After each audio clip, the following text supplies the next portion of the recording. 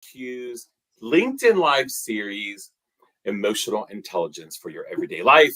We would love to know where everybody is joining us from. So over in the comment section on the right side of your screen, tell us where you're coming to us from. We're excited for this last LinkedIn Live episode of 2023. It is crazy that we are at the end of the year. While you are all joining us, we're going to find out where you're coming from. But Carol, where are you coming from right now? I am coming from New York. I'm out here on Long Island and I'm rubbing my hands together because it's very, very cold here. Very cold over there. That's what I thought. Yeah. And how about Tobias? Where are you coming from, my friend? It's a little bit warmer than where Carol is. I'm in Fredericksburg, Virginia. Good. And I'm in Pittsburgh. It's actually turning into a beautiful day today. We've had several cold days, like in the 20s, but it is supposed to go up to like 40 something. So, here in the Northeast, since we are all here, we kind of are used to all of that. But listen, we have a terrific show for you today. We are going to talk about employee well-being, and more specifically, we're going to get into how to manage stress. And I'm guessing that there's probably several people out there that probably could have used some of this conversation, maybe beginning of last week before Thanksgiving, because everybody has a little bit of stress that they're dealing with during the holidays, and we're going to talk about that. Kevin and Karen, welcome to you for joining us. See Kevin is joining us from the UK. Love it. Please, as you're joining us, tell us where you're coming in from. Before I introduce my guest, I do want to remind everybody that TalentSmart EQ is the world's premier provider of emotional intelligence assessments and programming. We are an international organization. We're based in San Diego, California, and several of us, like you heard Demise and I, are in different parts of the country. So let me introduce to you our guests for today. So first of all, Carol Fraser. She is the founder and CEO of C4 Talent, with an impressive array of degrees and certifications, including her role as an EQ facilitator with TalentSmart. Carol has dedicated her career to promoting the importance and impact of the people and development industry. As a certified coach, she empowers leaders and people practitioners to elevate their skills and recognize their true value. Alongside her team of experts, Carol collaborates with CEOs, founders, and executives to create solid people experience and operations foundations, ensuring both companies and employees thrive in an engaging and successful environment. So if that's not going to help us with employee well-being, I don't know what will. Carol, welcome. Thank you so much for that introduction. I'm so happy to be here. I'm so happy you're here too. I'm also going to say hello to Terry and Legita, I think is how you say that, and Kimberly and Nicole. Keep on telling us where you're calling in from. We also have with us one of my peers here at TalentSmart, Demise Purdue. He is the Director of Military Solutions. He is a retired combat decorated Marine with over 22 years of dedicated service. Thank you for your service, Demise. Demise holds a bachelor's degree in psychology with a focus on military resilience, a master's degree in human services counseling, specializing in crisis and trauma response. And because apparently he's bored, is currently pursuing a PhD in organization management. I mean, you must have a lot of spare time on your hands, so why not go for another degree, right? And beyond his academic pursuits, Demise is a published author and is deeply passionate about communication, coaching, and empowering individuals to become the best versions of themselves. Welcome, Mr. Demise. Thank you. I think I may be a glutton for punishment, David. Yes, I would agree. I would agree with you. Well, listen, let's get started because we got a lot to talk about. So when we talk about, let's just talk about when we talk about well-being, employee well-being. Carol, what comes to mind for you? Well, holistically, it's how a person's mental, physical, and emotional health is in the workplace. Yeah, I always like to say it's what that meme says. It's how your stomach feels on Sunday night before you have to go into work on Monday. Right there, it's telling me how good is the employee well-being? Like, do I as an employee like what I'm doing? Or is that why I have a pit in my stomach? Or do I like the people I'm working with? Or do I have a pit in my stomach? So those are some of the things that when I think employee well-being, it could also go as far as, do I have a good career at this company? Do my personal values align with the company's mission? All of those things I think are encompassing a little bit of employee well-being. And I think that pit in the stomach of whether or not you have one or not is probably just the beginning. Yeah, I love that kind of take because I have not really thought about it in that way. But yeah, I mean, you think about we're all doing things on Sunday, but like when do you think about work on Monday, right? I'm a diehard Steeler fan, so this is the season when I'm at a bar typically on Sunday with friends and a bunch of other people, and inevitably something comes up about work, and it is funny to see those reactions when somebody says, "Oh, I'm gonna go back to work tomorrow," and that's kind of what you're talking about. It's like because I don't have that, by the way. So I am like, "Oh, yeah, what am I doing tomorrow?" As opposed to that pit in your stomach. Because gosh, if that's how you're feeling every Sunday, that's not very well-being. Demise, what do you want to add to this? Because I think that you probably can really add something big to this. Yeah, of course. I look at this in two ways when we talk about well-being, and I just want to jump on what Carol is talking about with that Yeah, weekend in the stomach. I call it the 2/7 and the 5/7. You know that your well-being is affected when you live for 2/7 of the week, 7 days in a week, and you live for that Saturday and that Sunday, and you yeah, dread the other 5 days of the week. And so you know that well-being is affected when you only can think about those 2 days. And the reality is it's just Saturday because, like Carol said, Sunday I got the pit in my stomach. I don't want to be there. yeah, So it's really 1/7 in the grand scheme of thing. But when I look at well-being, I think about it from the standpoint of the biology definition of fitness. And it easily ties into what well-being is. And the biological definition says the ability of an organism to survive and thrive in their environment. mm, And well-being is affected, right? And organizational and your overall fitness is affected when you're lacking the ability to be able to survive and thrive in your work environment. So that's my take on well-being using that definition of fitness. yeah. I mean, because that's a great combination there, right? Because it is a physical thing, but it's a mental thing. It's that whole combination. Because you probably need to start listening to that pit in your stomach if you get it all the time. Mhm. I feel like when you ignore it, it's going to affect a lot more than just your physical being. Stephanie actually had a great comment in here. And if you don't align with company values or ethics, leave. It's a stressful and toxic Yeah. environment, and life is too short. I mean, such a great call out because it's not just because your question probably you need to ask yourself is, why do I have the pit in my stomach, right? I mean, both of you just said there's a reason why. Yeah. And I just can't really imagine always having that. Like, there's moments that you might have, like, oh gosh, I have this thing tomorrow, whatever it is. But that's very different than when my job is. So let's talk about why employee well-being is so important today. And I'm thinking about this in a couple ways. Like, so today in general, in the world that we are living in, right? And it's the holiday season, right? So I'm thinking about well-being takes on an added importance because whether you are celebrating one of the many holidays this month or you are somebody who doesn't celebrate any, you're still in the middle of holiday season, right? Like you can't turn it out. So Demise, what do you think? Like, why is it so important today? Yeah, I think it's so important because statistics talk about, two things, right? You have the holiday blues that everybody's familiar with, that, sadness for whatever reasons, not being financially stable enough to get gifts or whatever the case is with your family. But then you also have the other side, what research says, it talks about seasonal affective disorders. And that's when Yeah.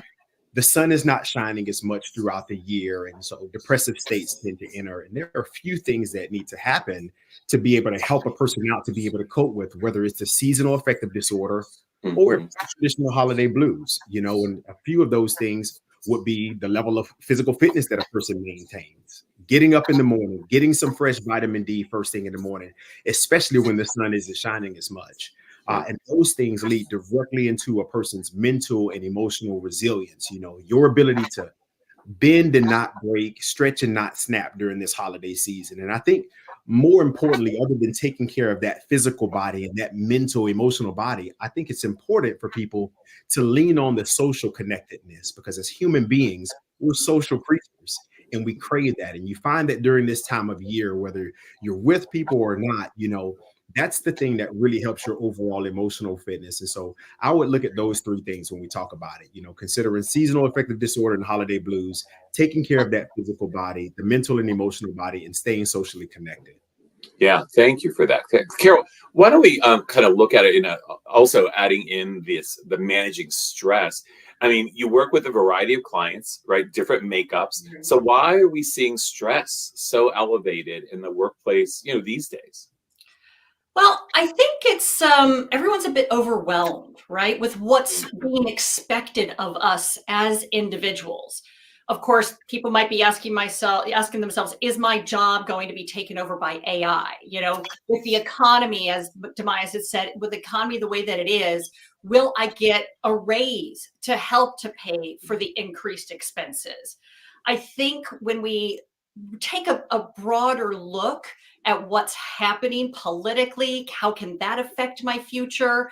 I mean, all of this is going to cause a ripple effect.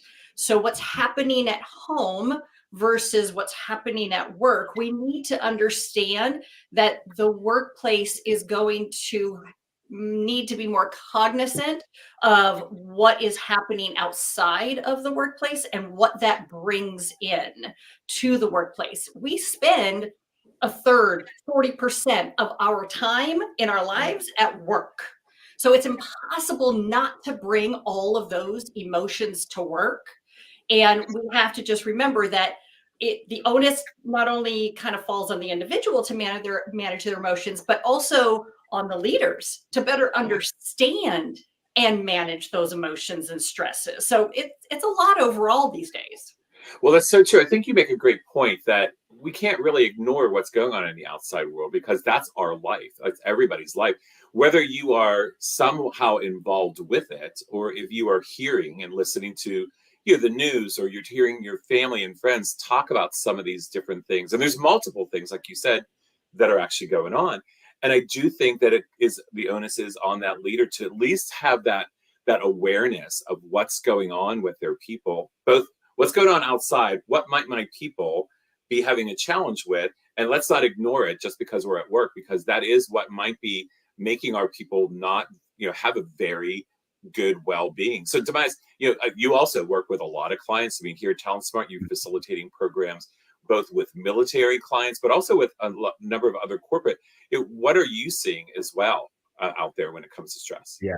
David, I love that you put that question out there. And I want to just bring it back to what you just mentioned about the leader, because that leader's role within the organization really does affect everyone's well-being, right? And when leaders don't see that, that's when you have that trickle effect that goes through. And whether it comes out, your employees are dealing with that, whether it's in the military or whether it's in the corporate America. But one thing that I see facilitating so much when we're in session is people want to be seen. People want to feel valued. People want to know that they're appreciated and that what they bring to the table has worth. And when that leader is not making them feel that way, that's when you find yourself in the position where you're experiencing what we're all knowing as quiet quitting, where people are like, you know what, I want to walk away from this because the level of well-being in this organization, me being appreciated, I'm not feeling that. So I would rather go somewhere else because I don't feel seen, I don't feel heard, and I don't feel valued. Yeah. And that's so interesting you said it because, we started with the great resignation, right? Everybody was just quitting. Now people got a little bit smarter and they're like, wait, I still need to get paid here. So I'm going to quiet quit, Yeah. which is so much. Now and that was actually, by the way, we started 2023 off our very first LinkedIn Live of this year. We talked about quiet quitting. And it was one of those things, the phenomenon of trying to understand what does that mean and how do leaders deal with it. But I think you're so right, Demise. It's like people are saying, well, I'm going to stay here, but I'm not feeling like I am cared about. So I'm going to just shut her down a little bit internally here. Because I think it's interesting that I think a lot of people probably who did jump ship, they didn't know where they were going to. And they were sometimes maybe finding the same thing when they went to the other ship. Right. And so it was like the circle started turning around. So here's a question I think that we can maybe help everybody that's listening in. And please ask us questions if you want in the comment section. Would love to hear from you. Let's talk about what we can do. So first, about improving employee well-being in the workplace. And I want to make sure that we bring in the emotional intelligence secret sauce, if you will. Carol, you've been working with Talent Smart for quite a while in different capacities, not as an employee, but as somebody who got certified. And now as a CEO of C4 Talent, I figure like your goal really is bringing solutions to the table. So talk a bit about where you see emotional intelligence in employee well-being. I think the first step, and it's the first step of our 4 quadrants, is the awareness, both self and social, because you need a little bit of clarity so that you can better understand what people's triggers are, right? You got to know Mhm. what your own triggers are, and you can't turn a blind eye to other people's triggers. I do find that, I obviously haven't done as nearly as many sessions as you and Demayas. However, I can say that the people that take the time to know their own triggers and Yeah. then they kind of stop there are stunting the emotional intelligence in their Mhm. organizations. They need to put the same level of effort into understanding other people's triggers. And for the EQ and leadership development courses that I facilitated over the summertime, even when we put our lovely posters up of okay, go to your strength, you'd be shocked at how little amount of people are at the social awareness. And I even had one group that had zero amount of people at relationship management. Yeah. So I like to ask my leaders, when was the last time that you had a social conversation with somebody on your team? It doesn't have to be digging too deep, but just a social conversation. Yeah. And when was the last time, you asked your team how you were doing as a leader so that you can also raise your social awareness? I tend to ask as a coach a lot of questions because a lot of times people just think it is a check the box exercise and it's not. And I think the same thing, even if you're not a leader, you can do the same thing as if you're an individual. You can ask of your peers, how are you feeling today? Have a social conversation. How, was I in that last meeting? I'd love your feedback. Any of those things can really start to build a stronger foundation in emotional intelligence, which will lift employee well-being overall. Yeah, I love how you kind of connected those dots. So for those of you who are listening in and are unfamiliar maybe with the 4 key skills of EQ, let me just give you a quick rundown. There is the 2 personal competences of self-awareness and self-management, but then where Carol was also adding in is the social competences of social awareness and relationship management. It's one thing to know, I love how you put it, like what triggers me, but if I don't know what is on other people's minds, I have no idea how to even manage myself in this relationship. I often do get this, and Demise, you may get this in some of your classes. People will say, well, there's only so many questions I can ask because, HR kind of has these boundaries up. And I always say, so make it as generic as possible. Like ask the question, like, what's going on in your life?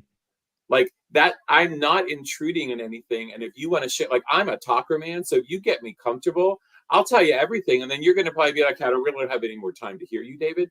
But you may have people on your team that are willing to just share.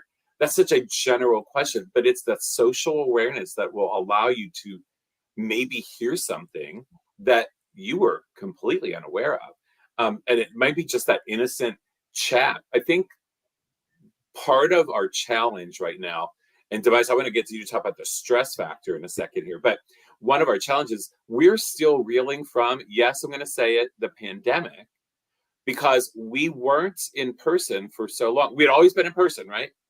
Now all of a sudden we weren't in person, and we've gotten a little comfortable with still not being in person a lot. And I think that has let people not be as socially integrated with the people that they work with. Because if you think about it, when we all show up on Zoom discussions or a meeting, it's a meeting as opposed to me meeting you at the coffee pot or wherever and just saying, how's your weekend, right? Like we don't get to do that nearly like we used to. So I think that's a lot of what you were talking about there. So Tobias, what about the stress factors? How do you see EQ improving stress? Or if you want to tag on to anything Karen and I just said there, please do by all means. Yeah, there's so much with that when you think about emotional intelligence and how it works to actively benefit someone when it comes to stress. But it really starts with the first thing is, like Carol said, the awareness, but I like to call it the acknowledgement that I am stressed. Yeah. I need to acknowledge what I'm going through right now. And the problem is many of us have become professionals within our workspaces when there's not a safe space provided for emotion expression. We Yeah. become pros at suppressing that emotion. And we suppress it so much and so much. And then eventually, when it comes to a head, now we feel stress. So the first thing that I'd say that it really needs to, we got to hone in on the fact of feeling our emotions, recognizing what it's done to us that's caused us to get to that stressful point. But the important thing is not just being aware of what's taking place with us. The important thing is when you go from awareness to managing that Mm. level of emotion that you're experiencing. And so this aspect, the second component from the personal competence that we talk about, this involves our ability to effectively control and manage our emotional responses, because that's the real thing. It's one thing to be aware of it, but nothing goes awry until we do something wrong, whether it's to Mhm. somebody else, an emotional outburst, or we hold it in so long that we mismanage it for ourselves and we end up being the ones who suffer. When we make the management priority, that's when we can start figuring out how do we best get rid of the stress. And one thing that happens is we got numerous strategies that I know you're probably going to talk about soon that help us out to become more adaptable. Yeah. From awareness, you start to manage it. And after managing it, you can start to adapt and be able to be flexible. Of course, you mentioned my time in the Marine Corps, 22 years. And one of our sayings is improvise, adapt, and overcome. And so when you're under stress, that's what you need to do. You need to improvise because what you're used to happening is no longer happening in the same way. So now we have to adjust. So improvise, adapt to the new situation. And by using the strategies that we talk about with emotional intelligence, you can effectively overcome that situation or plural situations that you endure, that you face. Yeah, that's great. So you mentioned strategies. Why don't we get to some strategies? Because we here at Talent Smart really, our Emotional Intelligence 2.0 book is a great book, which I'm going to make sure that you all know where you can get it. It's a great holiday gift, just in case. But I'm telling you that it's a great way to take a look at some strategies. So Tobias, what strategies have you used yourself or seen others rely on when it comes to managing stress? Yeah, I want to tie this to one of the questions that I see within the chat. You got Mary Gearreith, who I know from Quantico. She says that Oh, nice. integrators could become annoyed with the insistence on building personal connections. And that thing could be a stressor within the workplace because you want to be able to bring change into an environment when it comes to stress. So you're an advocate for these policies. You're an advocate of these things. And when they affect you, because people are not jumping on what you're trying to do, one of the strategies that we have with that comes from self-awareness. Our fifth strategy from self-awareness is knowing who and what pushes your buttons, right? Yeah. Because when you recognize the things that bother you, you can spot it as it starts to happen. We recognize these things and we know what goes on there. And then the second strategy would also be getting to know yourself under that stress. How do I react in these situations? First off, how do I feel? That's the first thing. How do I feel? Then what is my reaction from it? And then after that, what are the results of that behavior? What are the results of my actions? And when we do that, I think those are two strategies that I find myself using the most that have helped me when I find myself being under stress. Yeah, great. Thank you for that. Carol, what about for you? When it comes, like, you think about overall employee well-being, any strategies that you have relied on or you've maybe seen some of your, clients that you work with?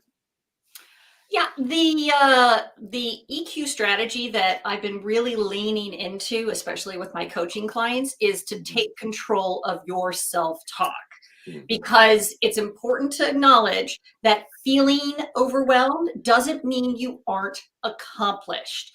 All too often, we put expectations on ourselves and we forget to give ourselves a pat on the back.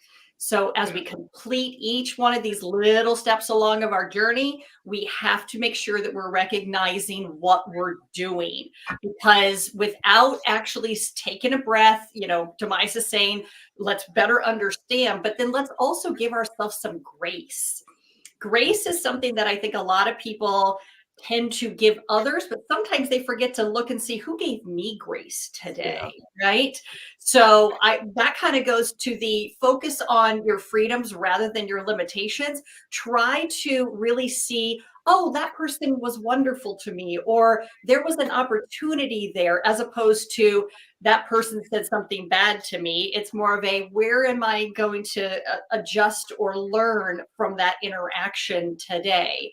So when I'm coaching my leaders and I'm coaching my HR professionals, It's all about trying to put forth that positive intelligence in addition to emotional intelligence, and Mhm. really better understand how we can all show up better, because instead of always carrying that backpack of all the bad stuff that happened to us beforehand, and the little tiny trigger that may go, oh wait a minute, that happened to me beforehand, so it's going to happen to me again now. Don't let that be the case. Really focus on where we can give each other opportunities, grace, or support to continue to build a stronger foundation of employee well-being. Yeah, I mean that's a great connect, both of you with the strategies. I think in the workplace, gosh, well-being for everybody. We need to be able to be a little bit more, maybe tolerance the wrong word, but understand we all make mistakes sometimes. So let us kind of work through that, but focusing on ourselves first, right, and like figuring out what is that, and then kind of working through. So I wanted to make sure that we had some time to talk about the holidays in the personal world, right? Because, like it or not, it is, I mean, tomorrow, believe it or not, is December the 1st, right? So it is holiday season. So Christmas, Hanukkah, Kwanzaa, we have New Year's coming up.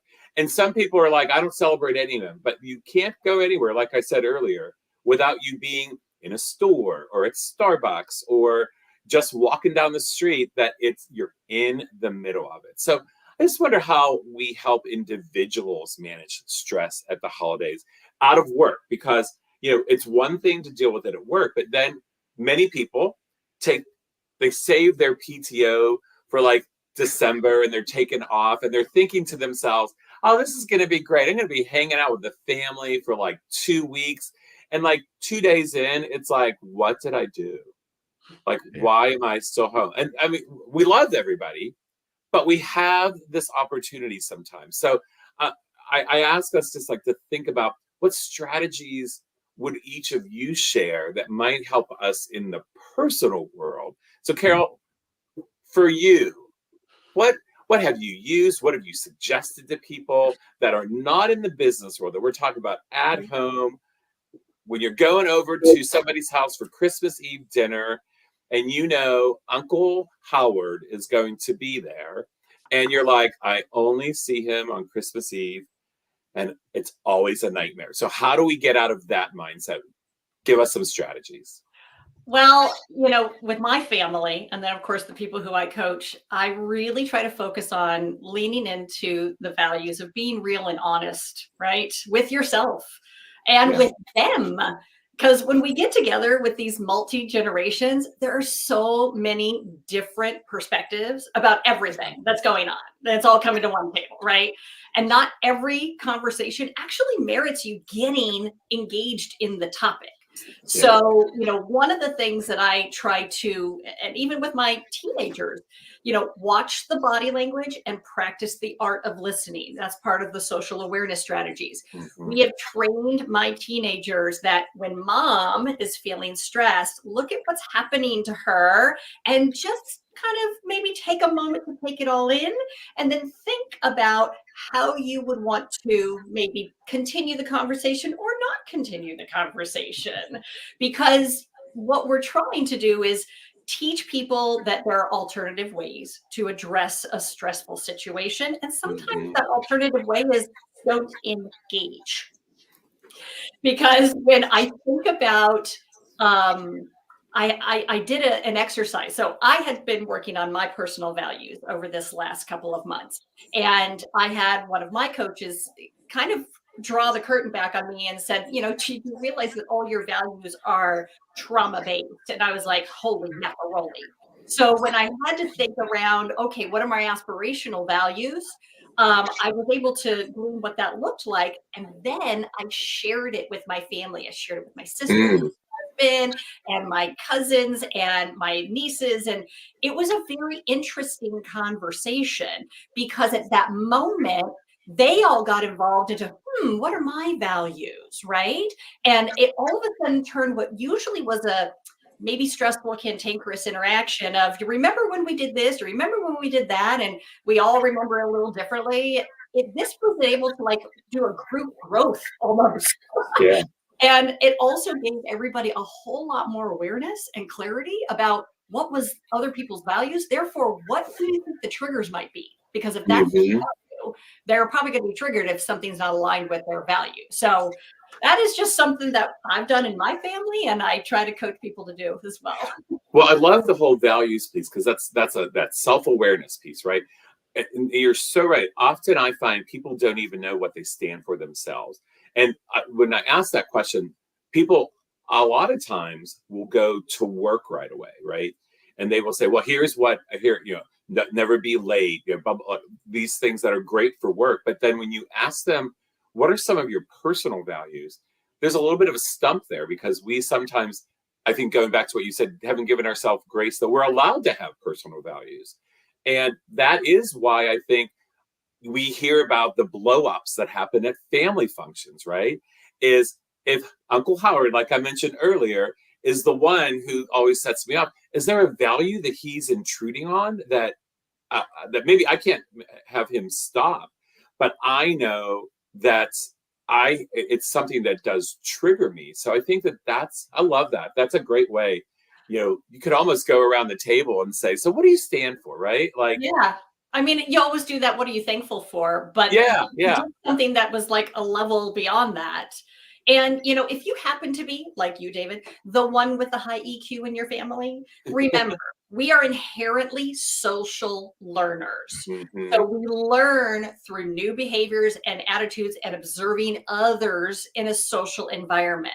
So Yeah. if you're that high EQ person in your family, show them what it looks like.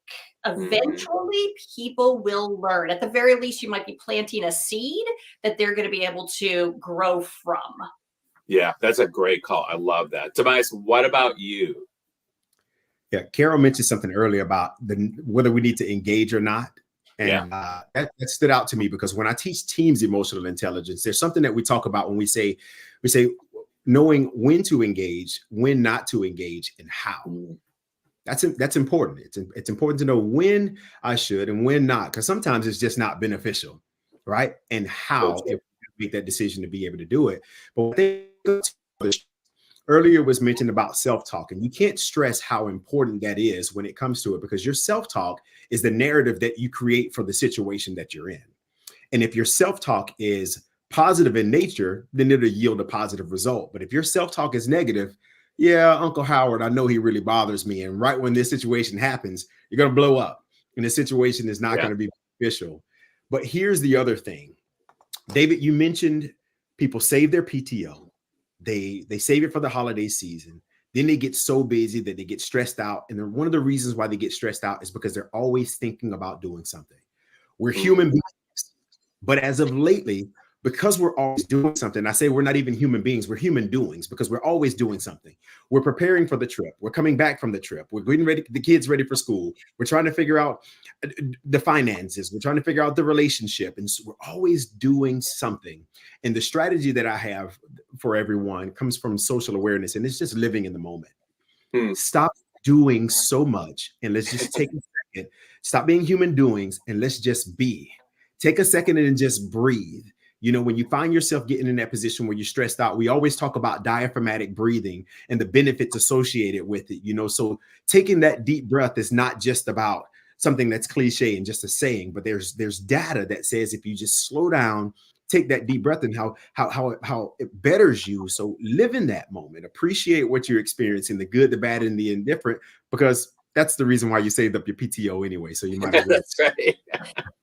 So true. And I love the whole thing about the breathing, right? Because people take that for granted. And a lot of times in my classes, we will do a breathing exercise for a moment just to say, what's it really feel like when you take a very inhaled and then really exhale? It's amazing what it does to kind of clear your head for a moment. And when you're in those situations that can be emotionally charged, it's hard to say to somebody right then and there, breathe. I need you to breathe right now, because they just want to punch you sometimes, right? When you're telling them to breathe. But it is about, can we learn how to take those moments for ourselves? I love Kimberly in the comment section. How do I turn off the anxiety of always needing to do something? So, And do it. Mr. PhD candidate, how do you? Because I look at you, Demaya, sometimes. Demise wrote a book this past year. He's going for his PhD. He has a full-time job. He has a family. How do you turn off the always need to do something? Well, I love the question. So Kimberly, thank you for putting the question out there. I like to relate it pretty simply. All of us, we're human beings, and especially me. I'm wired that way. I want to do something. I feel like Right. nothing is complete, and I need to go and do this task, and I need to do that task. But if we think about it from the standpoint of this little thing right here, at the end of the day, we plug this thing up when we're at home. We plug it up because the next day we want to make sure that it's fully charged. We want to make sure Yeah. it's fully charged because we've got a day full of emails, text messages, phone calls that we want to send. And throughout the day, we start to answer calls, and that battery begins to drain, right? And the more apps you have open, the more it drains that battery. And Yeah. when you have a full battery, you'll talk to anyone and you're willing to do anything. But when that battery starts to get low, you start screening your phone calls. You start closing out apps and things of that nature. And so when I use that, because we as human beings are the exact same way. Yeah. We recharge when we sleep at night. For some of us who do sleep and rewire that anxious brain of ours, we recharge every night.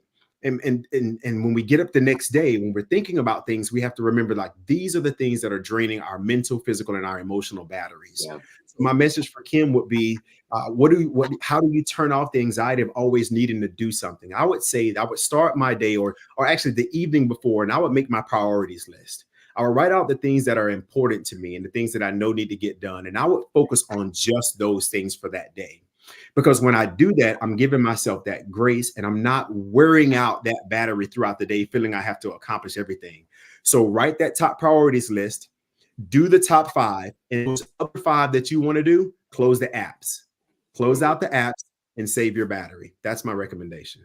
Love that. Carol, you are somebody who also is doing all kinds of things. You're all over LinkedIn. Besides that, you have a family. So how do you help a little bit with the always needing to do something?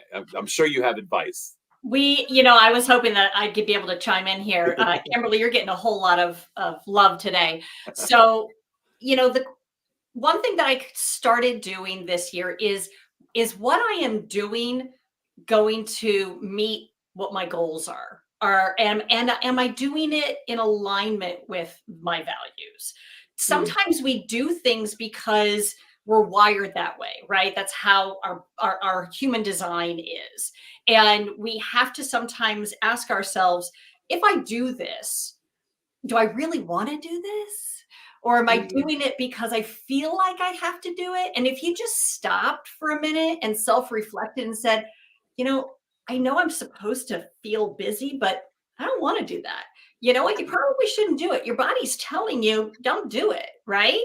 And you probably, if you were to think 2 days later, 3 days later, you'd go, why did I do that? You have to just stop and, as Demaya says, put the priorities in, right?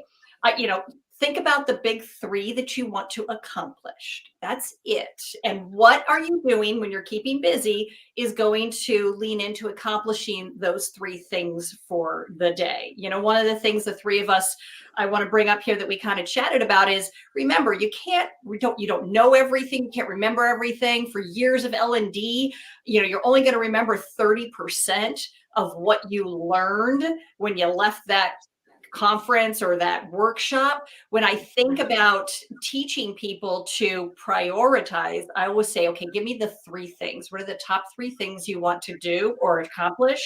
And then, is what you're doing to keep yourself busy in line with those, or did you pull yourself away from what was important? Yeah, I love that. Thank you for that, Carol. So, Carol, I want to give you an opportunity to kind of plug C4 Talent. Tell everybody what you do. Our producer's has been plugging in some of our contact information, but specifically to get a hold of Carol. What does C4 Talent do, and why would we want to call you? Well, thank you. So C4 Talent, we focus, like you said at the beginning, on elevating the reputation, the impact, the value that human resources brings to organizations. We do that in a couple of ways. We do that as embedding ourselves in their HR executive and administrative support, really showing companies what HR can do when you don't try to live with just a department of one, but rather you have access to experts and specialists when the right or certain issue comes up. We also do special projects. Many times, one of the areas that we get a lot of calls on is workforce planning. People don't recognize the strategic component of human resources and how we can really help people achieve the overall company strategic goals through proper workforce planning. If you need people to accomplish your outputs, you need proper workforce planning. And that's from the beginning of strategy through the career experience and all of those outputs, the L&D, the recruiting, everything that goes along with it. And then, of course, my heart space is I do coaching, individual and group coaching for HR professionals of all levels. If we're not going to be there within the organization, I want to work with HR people to coach and mentor and elevate them to show up and know how to have the executive presence, the strategic mindset, the communication acumen to be there at a much higher level than they probably are currently. Excellent, excellent. Well, your information is in the comments section. We flashed it up here. Please feel free to reach out to Carol if you need something. And Carol and Demise, thank you so much for sharing your perspectives today as we close out 2023. Some great strategies that should work at work, but hopefully help you a little bit over the holiday season.